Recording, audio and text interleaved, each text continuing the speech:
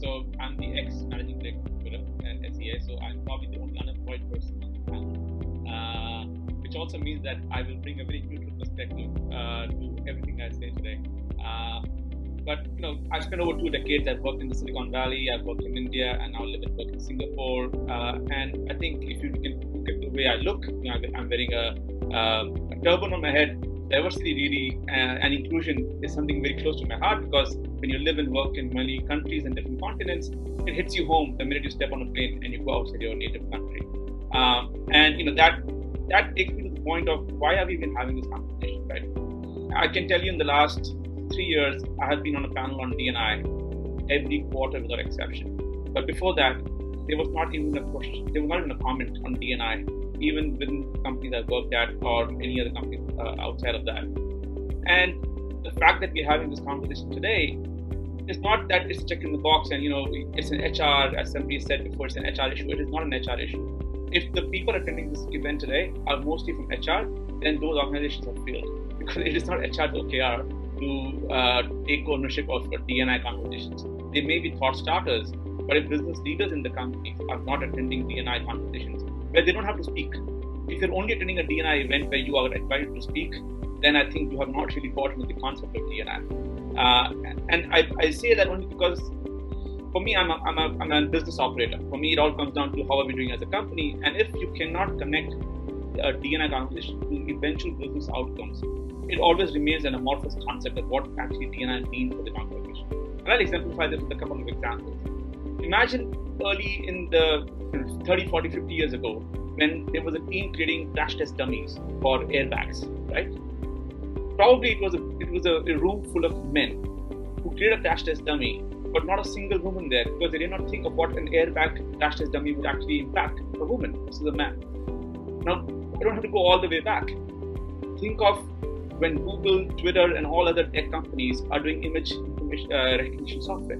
Today, and this was a big topic on Twitter, on Google, about Facebook and Instagram, the images uploaded automatically would favor somebody who has a whiter complexion than someone who has a darker complexion, right? It was inherently built into the algorithm. It would optimize that image more.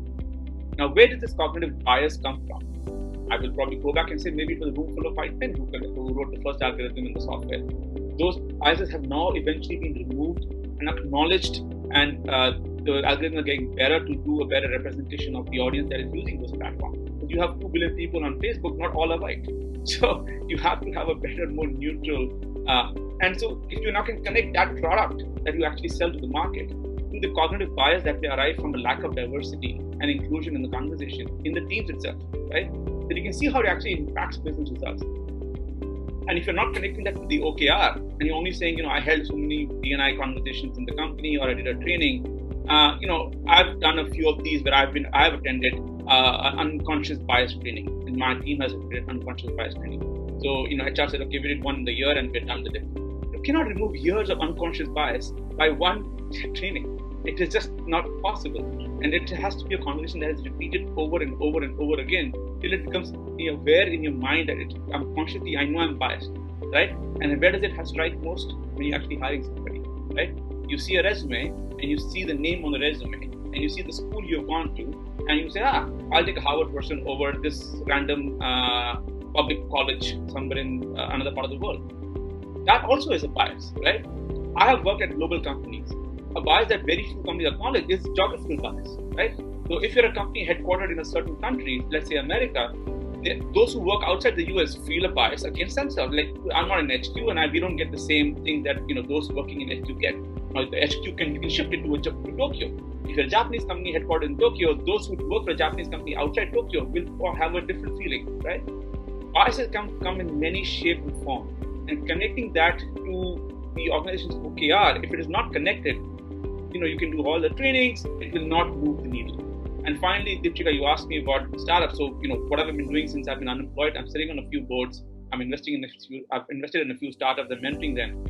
The question here is, if you have 100,000 employees, you're Google, yes, let's talk D&I, right? Those needles will move very slowly but surely, and it takes time for over 2 decades of something to be done right. You're a startup. You only have 10 or 20 people in your company. You have $1 million in the bank. Do you think they are talking D&I? I tell you they're not. It's not even a conversation starter. If today, Deepshikha, you say, I'm going to talk about D&I, the founder will say, I don't have the time, I'm trying to survive right now, right? So when is the right time to talk D&I? The question is, the startup founder has come from somewhere. They don't just come out of thin air. So they have worked at some other organization in the past. If you can carry the DNA of always on diversity and inclusion, then it doesn't need to be a topic to have a conversation starter. It is something you will do from day one of the company you found. But if you have come in from a company where it's a singular culture, and somebody alluded to cultural fit, I vehemently detest that word. And I remember 8 years at Twitter, every interview I was asked, is this person a cultural fit? And after 8 years, and I made the mistake of hiring for cultural fit.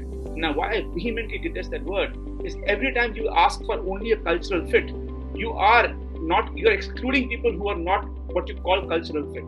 Then where is diversity of opinion? Because if everybody has to look and forget about looks, if everybody has to have the same thought process in the company which is defined as cultural fit, you have no diversity of opinion. And the whole point of D&I is to have diversity of opinion, not color. Color is a first order metric. Gender is a first order metric. These are first order metrics. The second order metric is why do you want these people? Because you want people to come in and have diversity of opinion. Only then can you acknowledge and recognize that it actually doesn't matter that you are white, brown, you are gender neutral, or which background you come from, socioeconomic. Your thought is what matters to me, not anything else. But because we are not there yet, we have to look at the first order metrics about other more visible forms of inclusion and diversity.